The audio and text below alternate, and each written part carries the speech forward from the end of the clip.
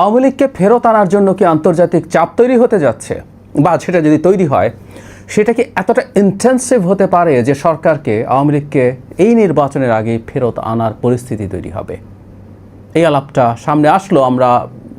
আমি ধারণা করি যে আপনারা অনেকেই হয়তো একটা খবর খেয়াল করেছেন, 6টা মানবাধিকার সংস্থা, এর মধ্যে একটা আমাদের খুবই পরিচিত, বাকিগুলোকে আসলে আমরা চিনি। শেখ হাসিনার সময় এদের যাবতীয় সব কিছু নিয়ে আমরা প্রচুর কথা বলেছি, কারণ শেখ হাসিনার বিরুদ্ধে লড়াইয়ে এই আন্তর্জাতিক সংস্থাগুলো আমাদের খুব গুরুত্বপূর্ণ তথ্য দিয়েছে, চাপ তৈরি করেছে, সেই কারণে এগুলোকে আমরা ব্যবহার করেছি।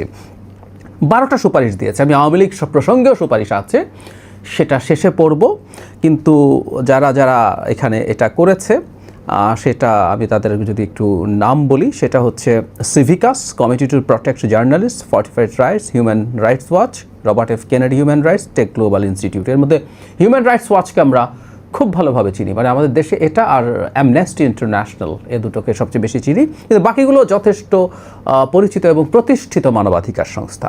তারা ডক্টর ইউনূসকে একটা দীর্ঘ চিঠির মতো দিয়েছেন, সেখানে 12টা বিষয়ে তাদের মনোযোগ আকর্ষণ করেছেন। জবাবদিহিতা এবং বিচারের নিশ্চয়তার কথা বলেছেন। আইসিটিতে যে বিচার হচ্ছে সেখানে ঠিকঠাক মতো যাতে হয় এবং সেনাবাহিনীকে এটার সাথে কমপ্লাই করতে বলা হচ্ছে। আমি খুব দ্রুত বলতে চাই, নিরাপত্তা খাতে সংস্কারের কথা তারা বলছেন, সেখানে র্যাব বিলুপ্ত করা এবং ডিজিএফআই এর তার কর্মপরিধি ঠিকঠাক করে দেয়া এবং আইনি কাঠামো দেয়া। ডিজিএফআই এর যদি আইনি কাঠামো না থেকে থাকে, আমি এই খোঁজটা নিয়ে দেখেছি, এটার একটা আইনি কাঠামো থাকা আসলেই জরুরি। কারণ একটা প্রতিষ্ঠানকে যে আমরা বলি যে তার কাস্টাডিতে, আমি সেটা আলাদাভাবে কথা বলবো, কারণ এই যে ডিজিএফআই যাদেরকে অ্যাকিউজ করা হলো সেটা কোন আইনের ভিত্তিতে করা হলো, এই প্রশ্নগুলো আসলে আসতে পারে যদি সেটার আইনি কাঠামো নাই থেকে থাকে।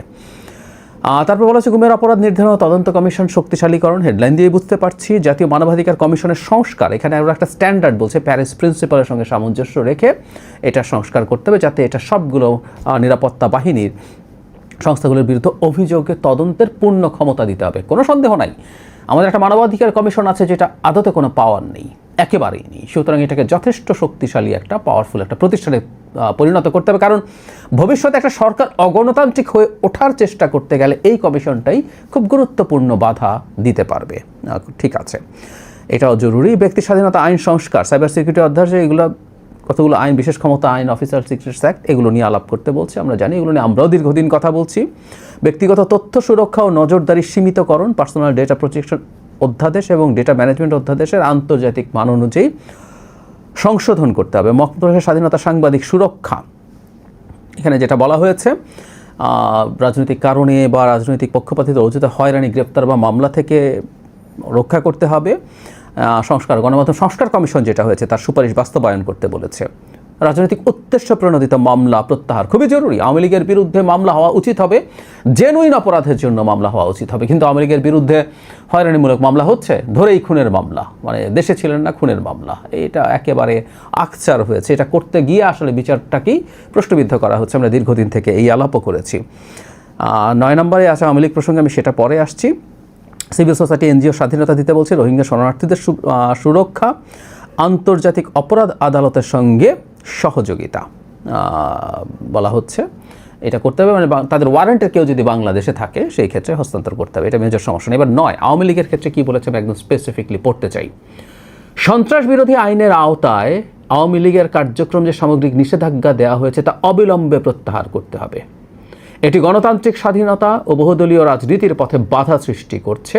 জাতিসংঘের ফেব্রুয়ারি 2025 সালের ফ্যাক্ট ফাইন্ডিং প্রতিবেদনে বলা হয়েছে গণতান্ত্রিক পুনঃপ্রতিষ্ঠার স্বার্থে রাজনৈতিক দল নিষিদ্ধ করা থেকে বিরত থাকতে হবে। জাতিসংঘের ওই রিপোর্ট নিয়ে যখন আলোচনা করছিলাম, এই আলাপটা আমি এনেছিলাম তখনই এবং পরেও বলেছি, এই যে মানবাধিকার হাই কমিশনের যে রিপোর্ট, এই রিপোর্ট শেখ হাসিনার 12টা বাজিয়ে দিয়েছে, প্লেন অ্যান্ড সিম্পল।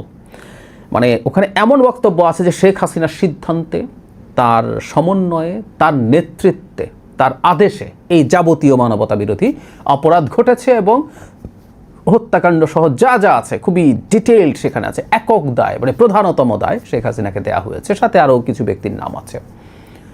আওয়ামী লীগকেও ওখানে ওই রিপোর্টে আওয়ামী লীগকে যথেষ্ট রকম অ্যাকিউজ করা হয়েছে, দল হিসাবে ডোবানো হয়েছে। কিন্তু সেখানেই না, এই যে এখানে যেটা বলা হয়েছে, আওয়ামী লীগ নিষিদ্ধের বিরুদ্ধে কথা আছে।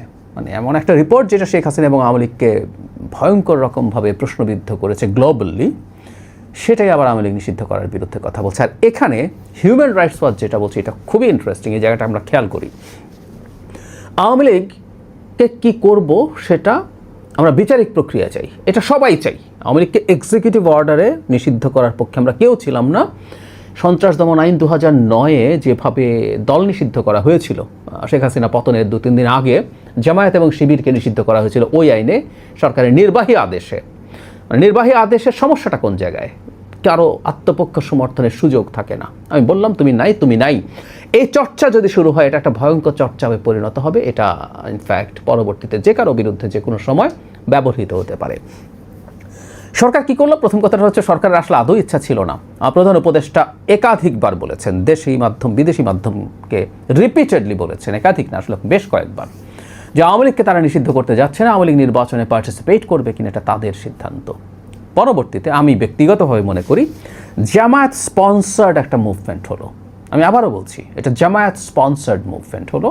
জনাব হাসনাত আবদুল্লাহ সামনে এসে দাঁড়ালেন, যমুনায় গেলেন, তারপরে শাহবাগে সমাবেশ হলো। জামাত প্রকাশ্যে বলল না, জামাতের নেতারা গেলেন সেখানে, শিবির গেল, শিবির ওখানে গান গাইলো, তাদের স্লোগান দিল, সবই হলো। সাথে অনেক ইসলামপন্থী রাজনৈতিক দল এবং সংগঠন এসে হাজির হলো। আওয়ামী লীগকে নিষিদ্ধ করা হবে বলে সিদ্ধান্ত হলো। হবে কথাটা এইরকম না, আওয়ামী লীগের বিচার করা হবে। আইসিটির কথাটা খেয়াল করি, সরকার যে বিচার করতে চায় নাই তার প্রমাণ বলি। আইসিটিতে সংগঠনের বিচার করা যাবে এটা আওয়ামী লীগ নিজেই এনেছিল, সে জামাতকে বিচার করতে চেয়েছে। এই সরকার প্রথম যখন সংশোধনী করে এই আইনের, তখন সংগঠনের বিচার করা হবে রেখে শাস্তি কী হবে সেটা তারা উল্লেখ করেন।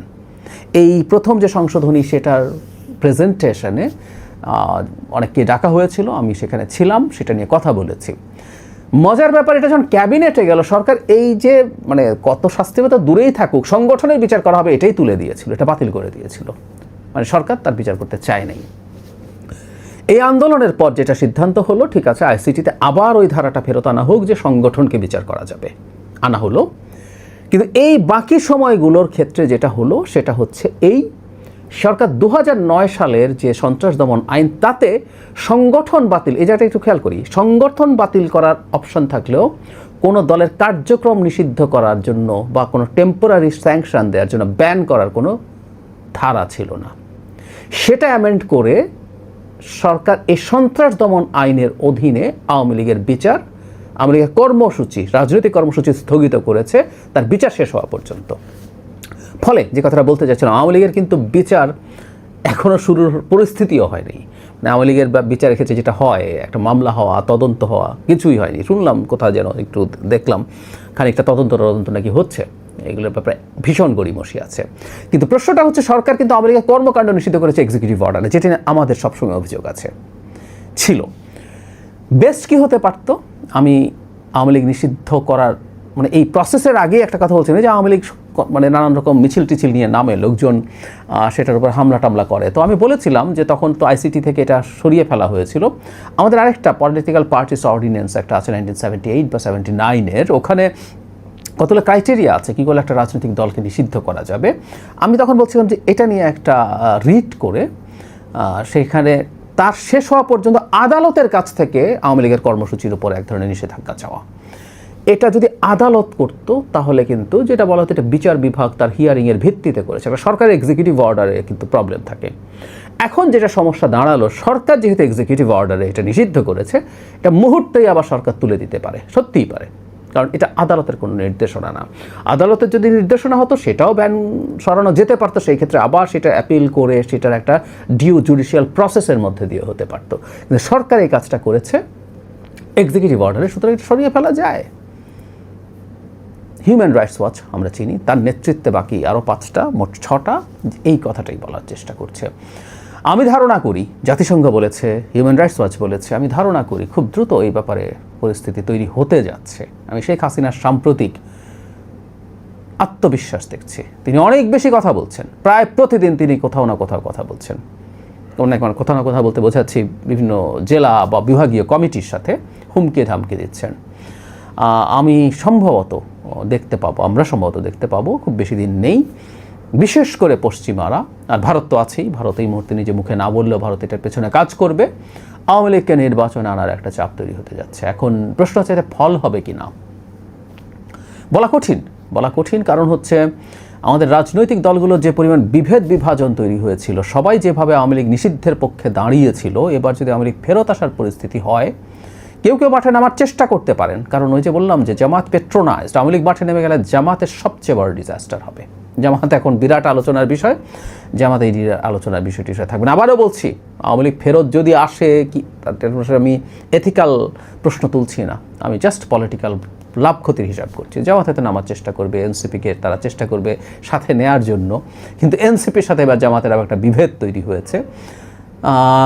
জামাত এটা করতে পারে। বিএনপি আগের বার মাঠে না নামলেও বেশ শক্ত অবস্থান দেখিয়েছে। বিএনপি এবার কি শক্ত অবস্থান দেখাবে, বলা কঠিন। কারণ জামাত বিএনপির সাথে যে ধরনের ক্ল্যাশে গেছে, তারা যে ধরনের তাচ্ছিল্য করার পরিস্থিতিতে গেছে, আওয়ামী লীগ নেমে গেলে বিএনপির জন্য তার পলিটিক্যাল ফিল্ড সত্যিকার অর্থে, আবারও বলছি, এটা খুব ক্রুড পলিটিক্যাল হিসাব নিকাশে বলছি, তুলনামূলকভাবে বেটার হতে পারে। সুতরাং আওয়ামী লীগের উপরে নিষেধাজ্ঞা প্রত্যাহার করা হলে সেটা এবার যে কার্যকর থাকবে না, পাল্টা কিছু আবার সেটা করা হবে, এটা বলা যায় না। আর সেই পুরনো যুক্তি, যে যুক্তি নিয়ে আমরা জামাত এবং শিবিরকে নিষিদ্ধ করার বিপক্ষে কথা বলেছিলাম, যে সরকারের এক্সিকিউটিভ অর্ডার এটা হতে পারে না, এবারও ইনফ্যাক্ট এই আলাপ আমরা করেছি, কোনো দলকে এক্সিকিউটিভ অর্ডারে যেন নিষিদ্ধ করা না হয়। তো যদি পুরো নিষিদ্ধ না করা হয়, তার কর্মসূচি নিষিদ্ধ করা হয়, সেটাকে নিয়েও তো আসলে প্রশ্ন তোলা যায়। সুতরাং আমি বলছি, পরিস্থিতি মনে হচ্ছে এরকম একটা পরিস্থিতি তৈরি হতে যাবে যে আওয়ামী লীগকে নির্বাচনে পার্টিসিপেট করতে দাও, সফল হওয়ার সম্ভাবনা উড়িয়ে দেই না আমি। এটা হচ্ছে আমার ব্যক্তিগত ইন্টারপ্রিটেশন।